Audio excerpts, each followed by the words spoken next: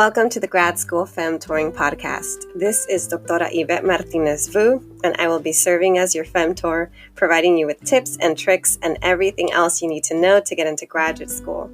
For the past 10 years, I've been helping undergraduate students get into top graduate programs in their field, and I'm really excited to share this information with you too.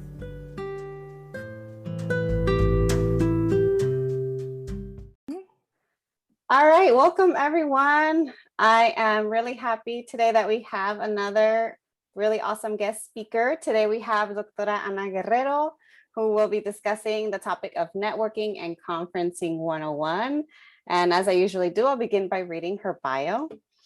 Doctora Ana is a PhD graduate from the UC Santa Barbara Department of Education, where she conducted longitudinal research on the narratives of first-gen Latinx students' college and career aspirations, development, and identity development. She received her bachelor's degree in sociology from UC Berkeley and her master's degree in education from UC Santa Barbara. Ana has supported first-gen high school students and their families in preparing and applying to college in both English and Spanish. She has also worked with HSI initiatives supporting first-gen college students' college transition and grad school preparation, while also supporting transfer students' transition to the research university at UCSB. Ana's professional, academic, and personal experiences inform her commitment to advocate and further equity and inclusion in higher ed, especially in grad school. So welcome, Ana. Thank you so much. Thank you for having me. I'm excited to share a little bit about myself and my experiences with conferencing and networking. Yes, it makes a lot of sense to have you today. I mean, after reading your bio, I'm like, yeah, this is like in line with the podcast. So happy to have you here. And like you said, we'd love for you to share a little bit more about yourself, expand more on kind of what I read from your bio, your background, and also what led you to pursuing your doctoral program. Yeah, so I was born in Mexico. So we immigrated here at a young age, grew up speaking, both English and Spanish, but English is my second language. Took remedial English courses, also had the free and reduced lunch services throughout. So I have that experience that many immigrant students have. And I was actually not introduced to college until my senior year in high school, because I moved to a different high school that had more resources. So there I was part of a college outreach program that's provided college information, campus trips, tutoring, and college application support. So that was my first introduction to the college world, right? And I did apply. And I got into the 7 out of the 8 four-year institutions that I applied to with the fee waiver. There's 4 UCs nice. South State. Yes. However, since I was introduced to college such a later stage in my high school career, I wasn't quite there yet in terms of developing a college identity, a college-going identity. So a lot of my peers also weren't going off to a 4-year college after high school. So for me, it was a very sudden decision that I would take that I didn't feel prepared for. So I ended up going to the local 2-year college, Santa Barbara City College, along with my friends, along with my older brother. So that just felt safe, right? So when I was at Santa Barbara City College, I was introduced, to more options that are out there, because I'm a local from Santa Barbara, by the way. So then I had to, in my mind, UCSB is the school I wanted to go to for, as an undergrad. But I wasn't introduced to anything else outside of this bubble. So was it because you were from here that's why you wanted to go to UCSB? Yeah, because I was from here, because I grew up surrounded by college students. I grew up in Goleta, near. That's where I am right now. Oh, so that's where I grew up. How funny. Where I spent a lot of my childhood. So in Goleta. So anyway, I was always surrounded by these college students, and my dad worked there. My dad worked at UCSB as a gardener. So then it was just what I knew, right? But then when I was at 2-year college at SBCC, I was introduced to more options, another world. And so that's when a transfer achievement program counselor, really pushed me to look into more options. So anyway, I ended up going to Berkeley. However, that's far. That's far. For a first-gen student, And especially. I was the first one in my family to leave. I was the first one in my social circle to leave. Big deal. So it was very scary. There were, I had a lot of uncertainty. I didn't quite yet was there with like, yes, I belong here. So it took a lot out of me, and it took a lot of support from people as well. But I was there, and something that I always am mindful to share with people is that when you are a 2-year college student, your goal for many of us is only to transfer and not quite prepare for life after college, which would be a career or graduate school, whatever it may be. So when you do transfer, then now we have 2 or 3 years to prepare for life after college, while you are trying to adjust to that college culture. You come in running, and it's really hard to really get involved in leadership opportunities and research, connect with faculty, and prepare for life after college. It's just very overwhelming. So something I always like to share is to start preparing for life after college. If you attend a 2-year college, at the 2-year college, just start connecting with faculty, start looking into what graduate school is and research opportunities. And it feels so far away too, I can imagine, when you're in the CC. Yeah, exactly. It's a time where our focus is transferring and nothing else. But then once we do transfer, there's just very little time to get that together. So long story short, after Berkeley, I still didn't quite know what to do because I was focusing on graduating. So I took 2 years off, and I worked. I came back to Santa Barbara, and I worked. So from there, can I ask you to follow up a little bit more on that? Because definitely. I've been getting a lot of folks asking about gap years, and I think it would help to hear a little bit more from someone who has taken a gap year, like maybe like just a little bit, like the benefits or the struggles, like the pros and the cons of your experience taking you said 2 years between. Yes. So for me, like I said, I was a transfer student, so it was very hard to really set myself up personally. So I actually did take a introduction to graduate school course at Berkeley. So that helped me learn about different programs, a master's, a difference between a master's versus a PhD, and the UC system and the Cal State system, or private institutions as well. So I had to take the gap years to really figure out what I wanted to do and learn a little bit more about what graduate school was, because at that point I still didn't know. Not many people I knew had gone to graduate school. It was only my professors and maybe my TAs. So then those 2 gap years, I worked at Santa Barbara City College. So I went back and worked there in a program for first college students. So I was then there talking to a lot of people, trying to just pull information from whoever I could. And one of my supervisors there actually had just earned her PhD at UCSB. So she really introduced me to what I would be doing as a PhD student and how to apply and who to connect with. So she really encouraged me to reach out to a faculty member in education, who then became my advisor. So that was my way to go, was connect to someone, a faculty member, and sharing my research interests with him, and letting him know I was interested in who I was and what I've done. And so he was more than happy to take me in when I did apply. So that was my process. But I did have people help me with the statement of purpose. I did have people help me with the application process. So it was a community effort, but I did need my time. I needed my time after college, where I'm not worrying about, my finals and graduating, whatever that entails. So I needed the extra time as a first-gen student to really dig in and understand what the process was like and what I would be getting myself into too.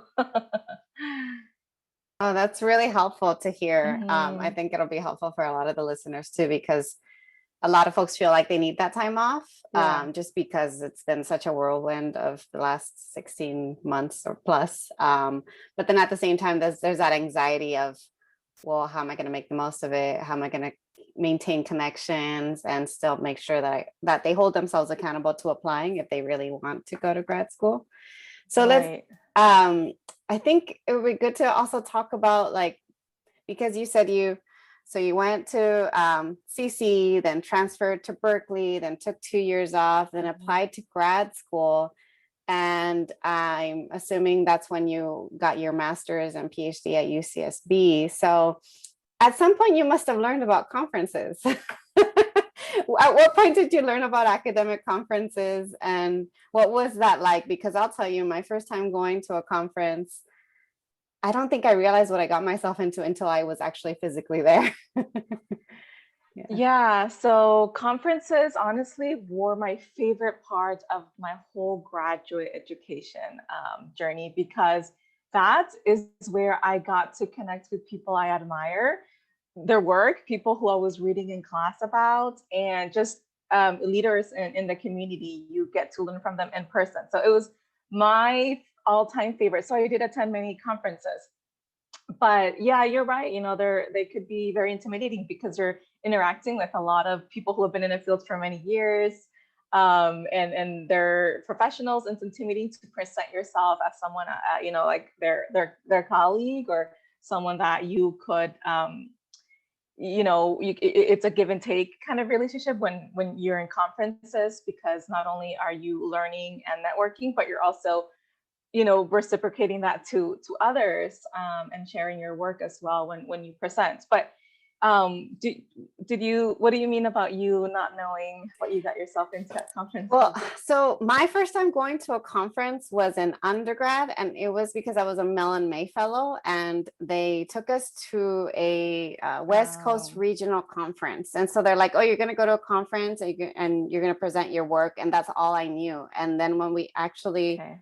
went, it was at Stanford, and it was my first time getting on a plane, and it was Oh. first time traveling without my family. I didn't really know the proper like etiquette and decorum. All of Right. a sudden there's like fancy spoons and forks and knives, salad fork. I was like, do Yes, you go inside out, outside in? exactly. Yeah. A lot of things that I was just like, oh, I didn't know that we were gonna, like, I didn't even know about the concept of panels, things like that. It was Mhm. all new, like completely Right. new. And even in grad school, like it took a while for me to figure out the routine of, oh, there are national associations for every discipline, and all of them have annual conferences. And you have to figure out when their deadlines are. And then if the conference is on a certain time of year, you're probably applying 6 months in advance. Like all Mhm. those things, it took me a while to figure it out. And I Yeah. wish someone would have told me, like, because I was always very shy and didn't ask enough questions, like from the beginning, this is what an academic conference is, this is how they function, this is when you Mhm. generally apply, and this is what's expected of you when you're there. Like I didn't get that 101 info. Yeah. Yeah. Yeah, a lot of us don't. A lot of first gens are kind of thrown in, and we have to figure it out as we go. So I had a similar, experience in with going to conferences, and I went to large national conferences. So you're meeting people from all around the states, maybe even internationally. People are coming in from other countries that are in the discipline. So it's just either they're a day or multi-day events where they're professionals and researchers that go and present their work, their practices, and you get to just learn the newest scholarship available. And there are different formats that they present. So there's the oral presentations with the PowerPoint, right? And then there's the poster presentation sessions where people have their research laid out a lot more visually in a poster, and there's several of them throughout a hall or a big conference room. And each person is there with their own research, open and willing to talk with people who are just walking around learning about research. So it's a lot more approachable in poster presentations. And usually those are easiest to get accepted to as well. And then, there's the keynote speakers as well that you don't want to miss, because usually they're very motivating and empowering. There's also, the roundtables with That's what I was speakers. gonna say. I'm trying to think of the Yeah, other options, roundtables, and there's something roundtables. else that I'm blanking out on right now. Every discipline is different. So, Yeah. and every conference is different as well. But yeah, those are a few different ways that people present their work through, reading highlights of their paper in roundtables, and they're organized by topics, right? And all these different topics and presentations happen simultaneously. So then something that's very advisable is before you go to a conference is really make sure who will be there, what will be presented on, what day and what time, and make your schedule. So you That's a good always one. hit, you hit what you're there for. And Yeah. so you need to know, organize your schedule according to what you are wanting to gain from, the conference. And so it's really identifying the people, the topic, like I said, and the keynote speakers as well. Like I said, don't miss that. And just have that schedule well in advance. So when you're there, you just know where to go. It's very chaotic. There's people all over. There's things going on simultaneously. It's very noisy. So to make it less stressful and a lot easier to navigate is going prepared with that schedule. Wearing comfortable shoes because you're going to be walking around for hours all day more than anything. And most conferences may be 3 days from what I've experienced, the bigger national conferences, but there are others that are maybe 2 days or 1 day. But it's important to take comfortable shoes, maybe have business cards as well. As a graduate student, I took my business cards, handed them out. People handed theirs to me as well. You look professional, and that's a way to stay connected as well with people. So those are some tips that I would give about conferencing and writing everything down as well, because you could be there sucking in a lot of things, but then once you go back home and you forget most of it. So if you write, as much down, I felt that was very helpful for me in order to review. And after the conference as well is going back and discussing what I learned with my colleagues or classmates or anybody, just so I could kind of see how what I learned apply to what I'm doing, what's the local context that that I am going. I mean, if I'm a grad student, so in my courses, I can discuss those. Or if I'm going on behalf of my employer, same situation, bringing back ideas. I Yeah. was gonna say, well, just to Mm, expand on that, one thing that I didn't realize right away when going to conferences is like one was that you create your own schedule. Early on, I would try to go to everything and then I'd be completely drained. Or I'm finding this happening with our students now because some of them are attending virtual conferences, is they think, right. oh, I'm attending this virtual conference to present. So they think they only need to be there for their presentation time and that they don't have to attend everything else. And I'm like, no, the whole point of the conference is not just presenting, but networking. And so they're missing the whole second part of the conference. And that wasn't really a given for me when I attended my first, couple of conferences. I didn't realize, wait, I'm not just there to present and then I'm done. Like I should actually go out and meet people and have coffee with them and come up to them after their presentation. Those are, again, it wasn't like right away I didn't get the message, and it wasn't until I was more experienced, more advanced in graduate school that all of a sudden I'm like emailing people in advance before the conference to be like, let's meet up, let's do this, let's do that. Right. But if I had known earlier on, then I think I would have tried to kind of better organize myself and then have a better experience, not be like completely drained from trying to do everything and not just show up for a presentation and miss out on a lot of opportunities. Yeah, because they're very exciting. Like I said, there's a lot going on, and you're in a different city, in a different location. You want to go out and explore. You don't want to be indoors all day. So it's a good idea to have a good balance. And I think also, like I said, with your schedule, know when you can take 1 or 2 hours away from the conference and go recharge in your room, because many times where you will be staying in the hotels are nearby the conferences. So, take that time to recharge and come back fully, energized, so you can go and present yourself to introduce yourself to people, ask questions in conferences. So be very like interactive. but it is draining. So, after conferences, what I'd like to do was go out and explore the city. I would just look at what was nearby and take off and then come back and sleep well, and so the next day I'm fresh and ready to go again, because it's really easy to let the day go by without really taking as full advantage as we could have, right? If we knew, what different presentations we should attend, just to somehow create a more holistic approach to the conference, and how it relates to our work, different ideas, meeting different people, other graduate students. So now that we're talking about meeting other people, I think it's a good, segue to talk about networking. Yes, you read my mind. So, right, networking is yeah, can you huge. say more about that? So the importance, Yes. how to network, what are the benefits? As first-gen students, we are unfortunately, very disadvantaged in the sense that we don't come in with certain networks. We don't come in with certain information that we need to know to navigate, higher education and grad school and specifically. So we need to do a lot of networking, and networking in general is part of reaching your academic and career goals. It is what will get you to your end goal. So it's vital to do it. And I'm an introvert. I'm not someone that is naturally open to going out to different people. Same. Going up to different people.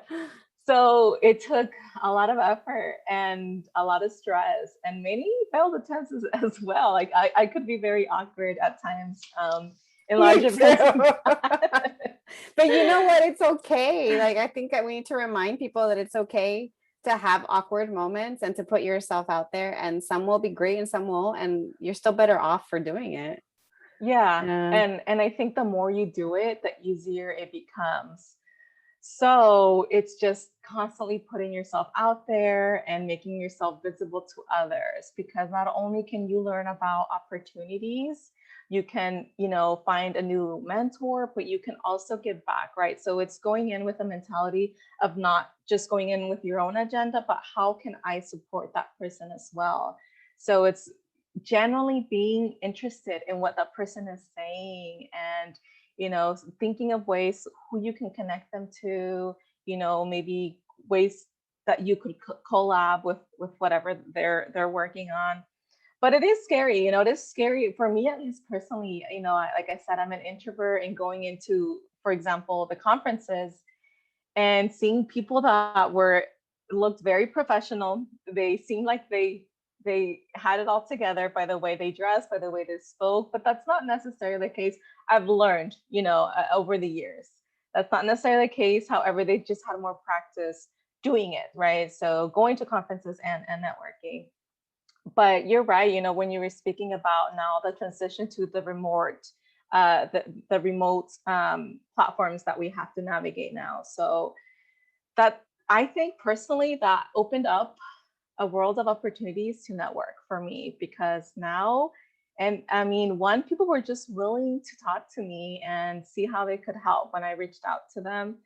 And it was just easier to hop on a video call than go to a physical location. I know, right? We're here on Zoom instead of meeting up in person. Right. Who knows if that would have happened, and in person, it became a lot more accessible for people to connect. So, there's a lot of webinars, and in webinars, I think people who turn off their cameras are not helping themselves, right? To just really gain the most out of that experience. So I really encourage people to turn on their cameras, to be interacting. So comment, ask questions, make themselves be visible so people, remember them. So then after the webinar, many presenters offer their support and say, I'm more than happy to help anybody. This is my email, this is my contact information. Take that offer up and reach out to them almost immediately after the webinar and connect with them and say, I was part of this webinar. I really enjoyed this. I could relate with you on this, whatever it may be that you find a common ground with them. Follow up and and say thank you for offering to support, right? And so then that's holding them a little bit more accountable, and see where that goes, see where that takes you. It's there's small little practices that can open up many opportunities for you. And it's the interesting thing that it's usually complete strangers that offer more opportunities than people that you may already know. So, don't be afraid to just reach out. Webinars, LinkedIn, social media, there's certain graduate school in like informative pages or accounts that you could also connect with people there. Like I said, I'm a very timid person. I worked on being more open and comfortable speaking with professionals in their field, experts in their field, and me myself now seeing as someone that can contribute as much as they can, right? Because we've obviously have earned that through schooling and through putting in the work. So it's kind of making sure you see yourself as someone that is just as valuable network to someone else as they are to you. So I think going in with that mindset was really helpful for me, and being open to communicate with others. Yeah, but networking, like I said, it's what we can't make it alone. We need other people, and nobody makes it alone. No one does.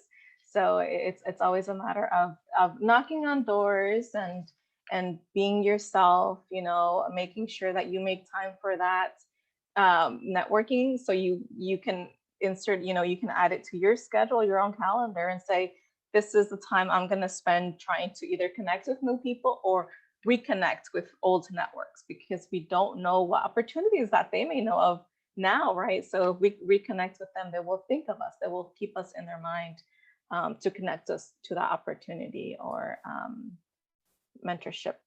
I don't know what it may be. I like that you said that we can't make it alone, because I think it's a good reminder, especially for students who do struggle, especially for those that, like us, may feel a little more introverted.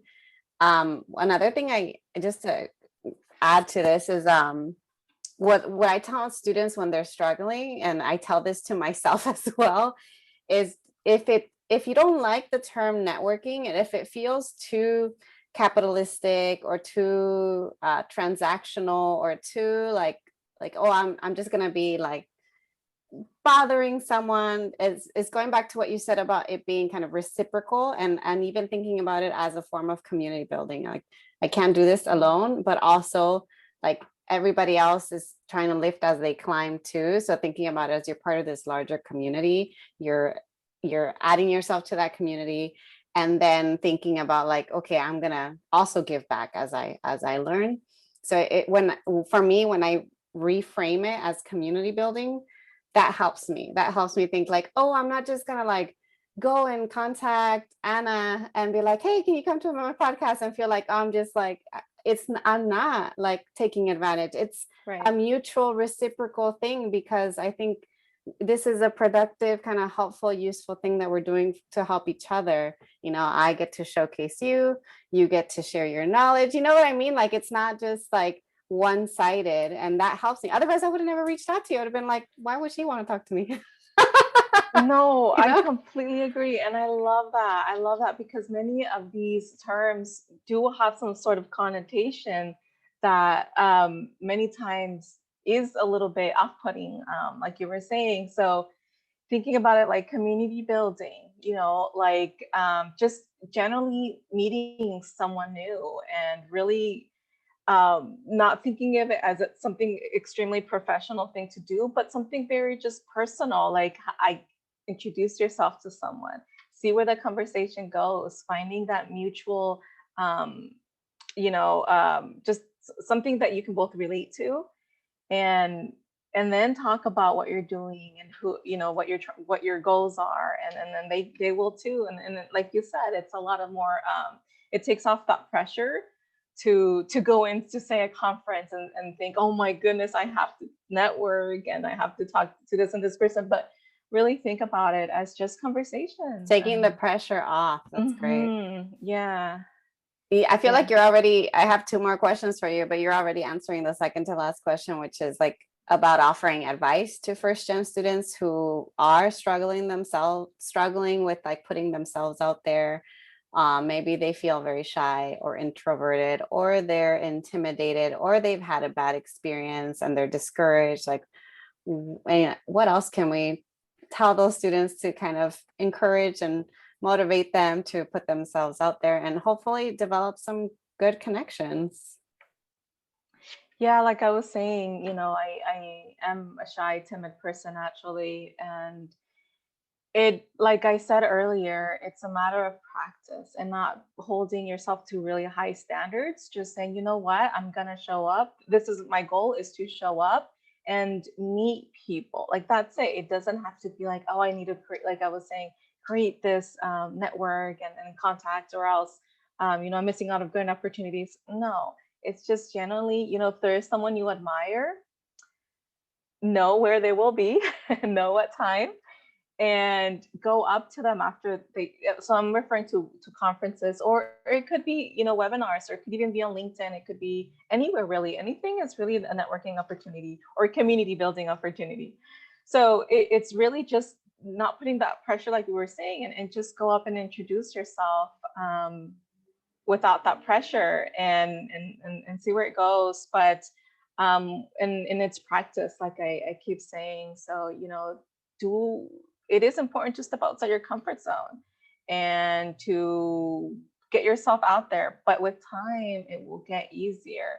With time, you won't feel as awkward as I did, or as, seeing them at a different level than I am. It somehow then became a lot more natural to me. It came more natural. So now I'm okay. I'm very comfortable going up to people and introducing myself and asking them questions where I'm generally interested. So one advice would be, generally be interested in what they're saying, and True. ask questions, so right. not ask your questions and then be blank because you're thinking of your next question and not fully hear them, but be Oh my gosh, that's present. a tough one. When you're nervous, it's hard to listen, but listening is key. That's true. Yeah. Being fully present and listening to what they're saying, and go from there, and somehow insert in that one main question you had that was your goal, of information, but make it not about you, make it about them as well.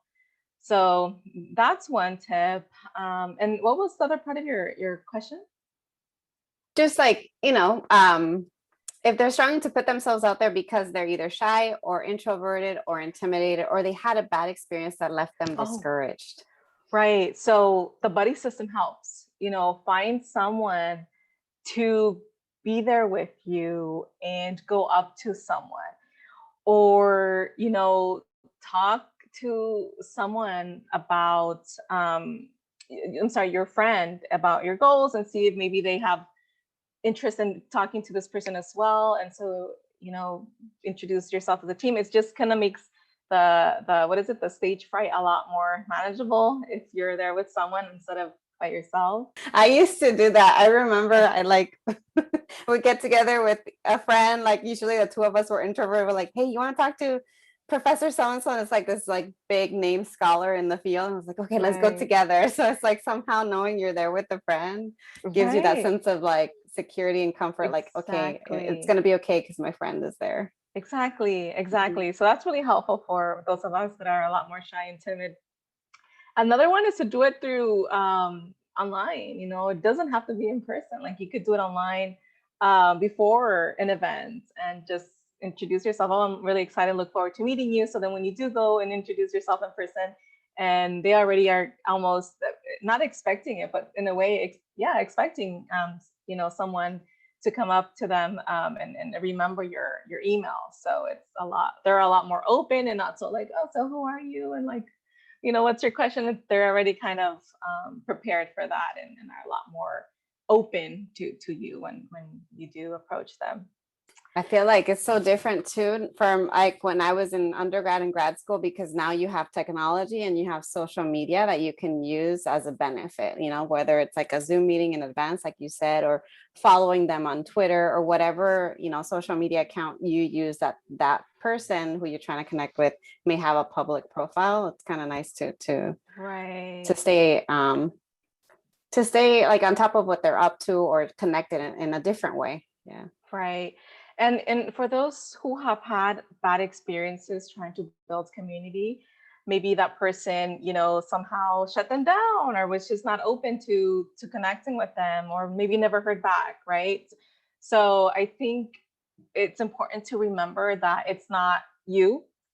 This person is most likely going through a lot. They're juggling a lot. They're, very, very busy and maybe responding to multiple responsibilities. So if they don't respond, feel free to send them a follow-up email.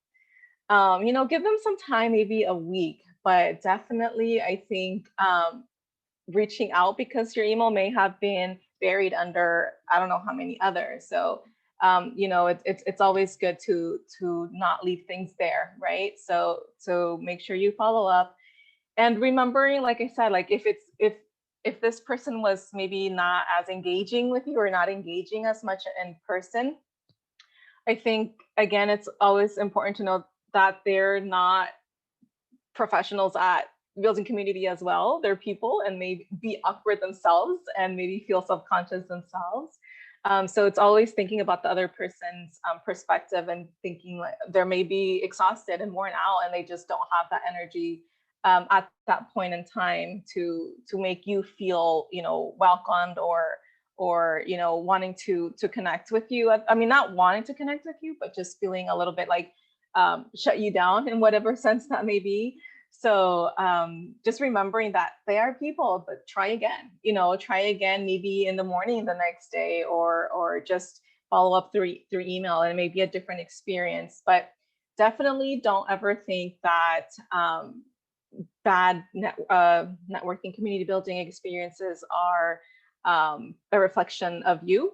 There's just many factors taken into account when there are bad experiences, and not everybody's different. If one door does not open there are plenty of others to not knock on. So keep that in mind, that there's tons of people more than happy to support and help other students.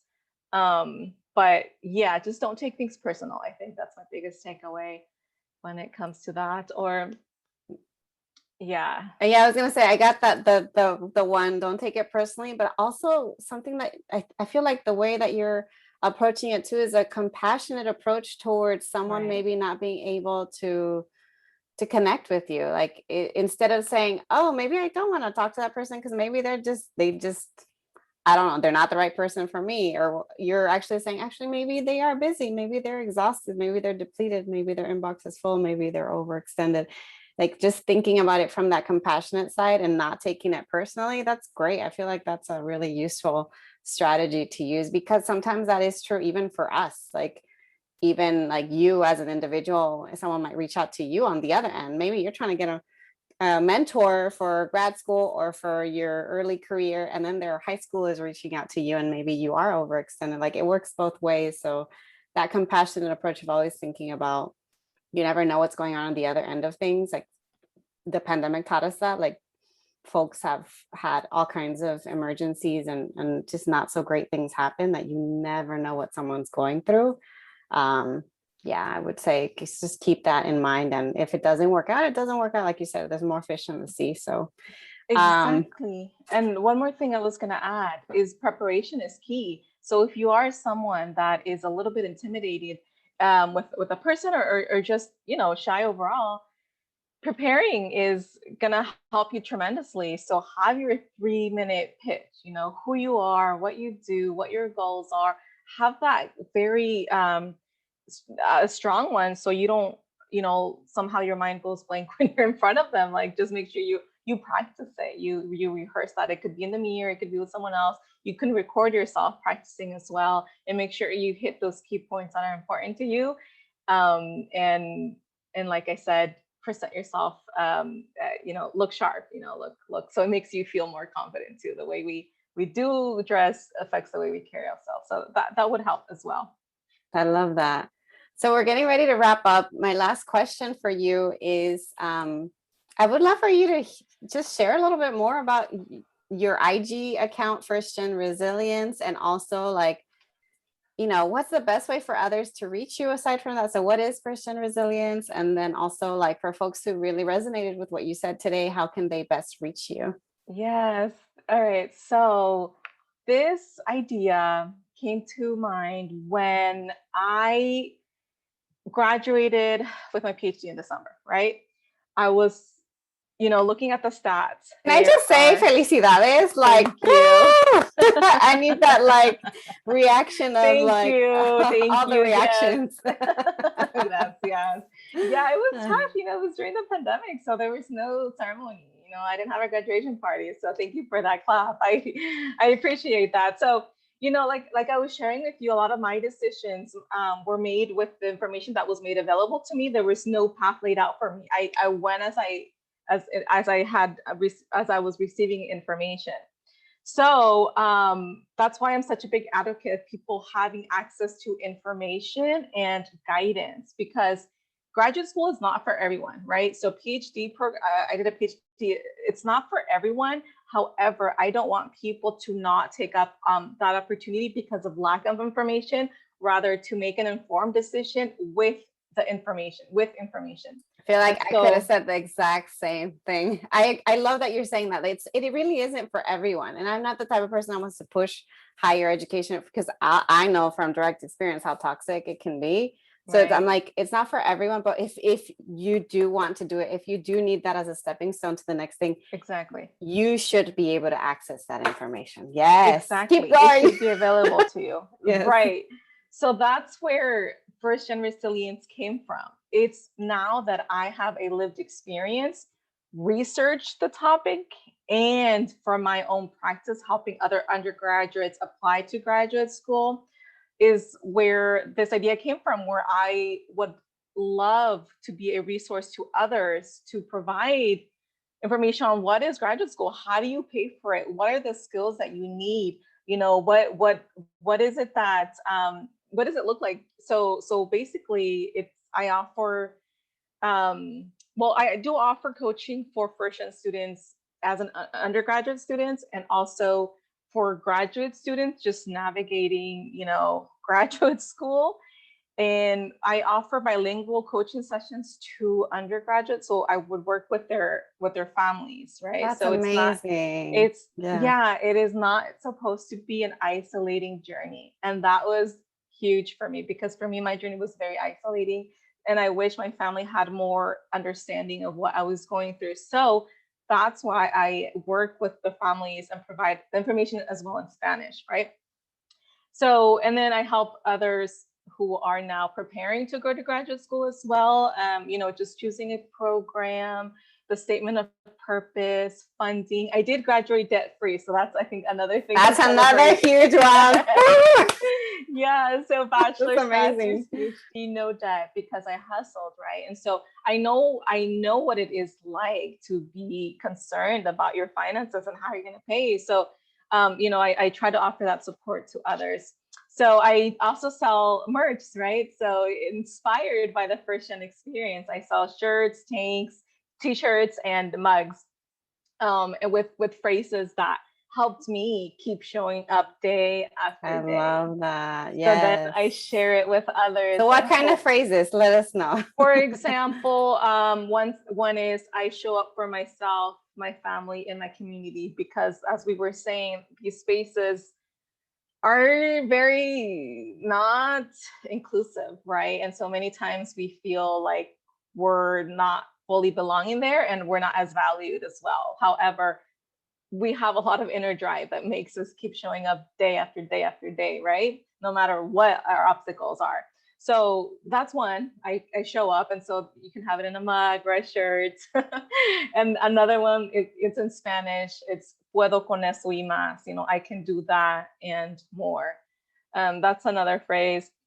Another one is, it just says first gen resilience. So reminding yourself that you are resilient and you will get through this, one way or another. Do networking, right? And going to conferences, learning more, getting the tools you need to reach your goals. So that's that. I have an Instagram account, which is firstgen_resilience. And then there is the link to my website where people can learn more about my coaching services and my online store, La Tiendita. Look through the merch I have there. I think they're really cute. And can contact me through there as well. If they have any questions, I'm more than happy to answer and talk with anybody that would like that support. So like I was saying, if anybody offers support, take up on it. Take up on it. And you just don't know, the direction your life it could take you in life, just by being very proactive. When I make the flyer for this podcast episode, I'm gonna make sure to tag you so that folks can, find your little tiendita and support you and connect. So yeah, that's really exciting. I'm gonna have to get myself my own shirt. Definitely, yes. Well, I think that is all. That wraps up this week's episode. I want to thank you, Doctora Ana, for joining us. Thank you once again. Thank you, Yvette, for inviting me. It was a pleasure to talk with you and catch up a little bit more and really, dive into some of these topics that are very important for first-gen students. And I always am also, advocate for representation. So being visible to other first-gen students that we did it as women of color, they can do it as well. It's just a matter of really being proactive and sticking to it. But anyway, I was really happy to be here with you and thank you. Share a little bit.